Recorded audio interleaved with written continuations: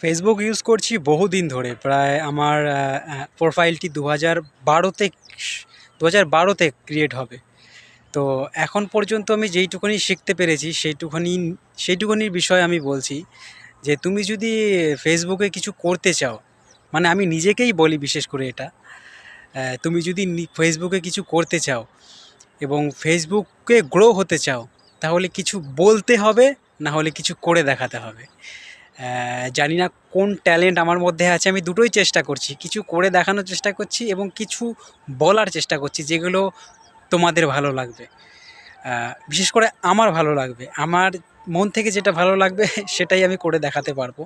তাই আমার বলতেও ভালো লাগে, কিছু করতেও ভালো লাগে। যেটা তোমাদের ভালো লাগবে সেটাই করব।